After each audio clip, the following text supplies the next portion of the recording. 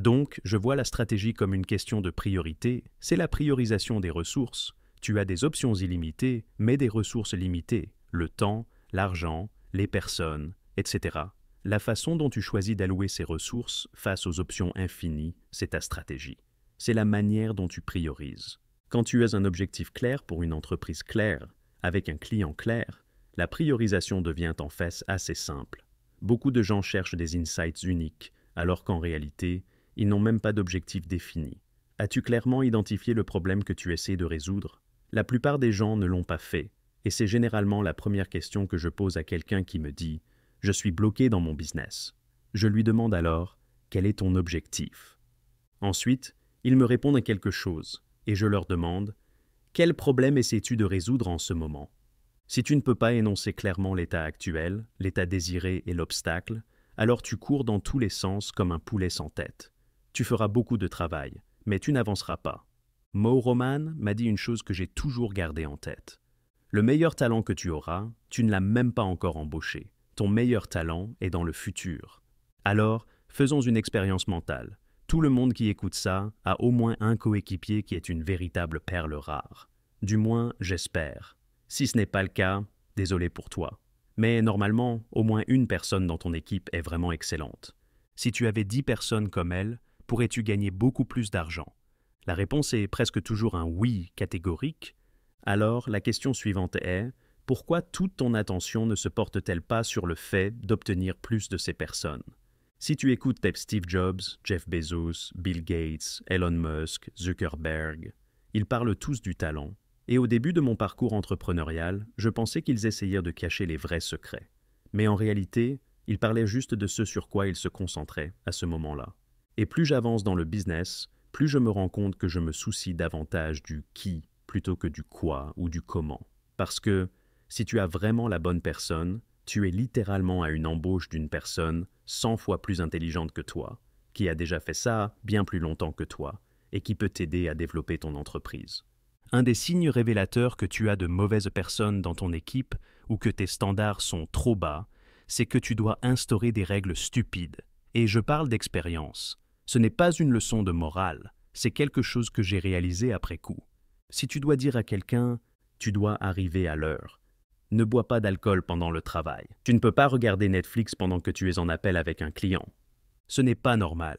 Ça ne devrait même pas être une règle, ça devrait être une évidence.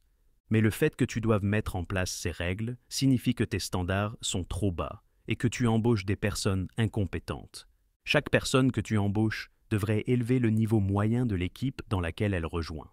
Hier encore, on passait un entretien avec Léo et il m'a demandé « Qu'est-ce que tu penses de cette personne ?»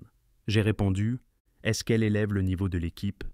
Il a réfléchi et a répondu « J'ai dit « Eh bien, voilà notre réponse. » Parce que toutes les entreprises, à moins d'un contrôle strict, ont tendance à voir leur talent décliner. Un 6 embauchera un 5. Un 5 embauchera un 4.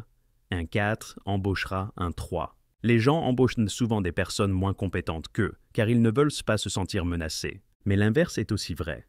Imagine que chaque nouvelle embauche élève le niveau général de l'équipe. Dans ce cas, l'équipe deviendrait de plus en plus compétente, et donc l'entreprise croîtrait en conséquence. Je crois fermement que le niveau d'une entreprise grandit comme un sapin de Noël. Plus tu as de cerveaux intelligents, plus la taille de l'entreprise est grande. Si tu es le seul cerveau intelligent dans ton entreprise, alors ton entreprise est limitée à ton propre niveau de compétence. Tu vas te retrouver à devoir apprendre tout à partir de zéro, ce qui ralentit tout. L'idéal, c'est d'embaucher quelqu'un qui a déjà 10 ans d'expérience dans un domaine et de commencer au niveau année 10 plutôt que d'apprendre tout depuis le début à tes frais. Il y a une loi en management appelée le principe de Peter, qui dit que les gens montent jusqu'à leur niveau d'incompétence. Par exemple, un excellent commercial devient manager commercial, sauf qu'il n'a jamais géré une équipe avant. Il devient donc un mauvais manager commercial. Résultat, j'ai perdu un excellent commercial et j'ai obtenu un mauvais manager. C'est comme ça que la plupart des entreprises fonctionnent. Elles font des promotions en fonction des performances passées au lieu de vérifier les compétences pour le nouveau rôle. Le plus difficile dans le business, ce n'est pas la complexité. C'est le fait de devoir prendre des décisions difficiles qui affectent des gens. Si tu détestes quelqu'un et que tu dois le virer, c'est facile. Mais virer quelqu'un que tu apprécies humainement et qui essaie sincèrement mais qui n'a pas les compétences, c'est difficile. Mais si tu veux vraiment faire grandir ton entreprise, tu dois accepter que parfois, tu ne peux pas former quelqu'un à tout. Tu dois aller chercher des gens qui savent déjà ce qu'ils font.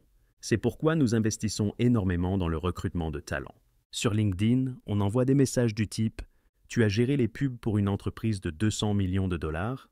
Nous avons une entreprise e-commerce qui fait 20 millions. Peux-tu nous aider à la faire passer à 200 millions ?»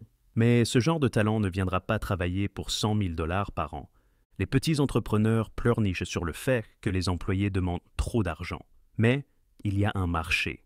Et une entreprise plus intelligente que toi sera prête à payer, car elle connaît le retour sur investissement. Une des plus grandes opportunités en business aujourd'hui, c'est de payer un talent d'élite un salaire élevé, mais d'obtenir un retour 10x supérieur. Un joueur de niveau B coûtera peut-être 100 000 dollars. Un joueur A+, coûtera peut-être 170 000 dollars.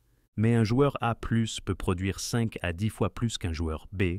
Donc, plutôt que d'embaucher 5 joueurs B, pourquoi ne pas embaucher un seul A+, qui produira plus et coûtera moins cher au final? Dans tout ce qui implique du travail intellectuel, le retour sur un employé ultra compétent est exponentiel. Je préfère payer 30% de plus quelqu'un qui me fera avancer de 10 ans plutôt que d'économiser un peu et de devoir attendre une décennie pour les mêmes résultats. Mais au quotidien, la plupart des petits entrepreneurs essayent de gratter 5 000 dollars sur un salaire, au lieu d'investir sur la bonne personne qui ferait exploser leur business.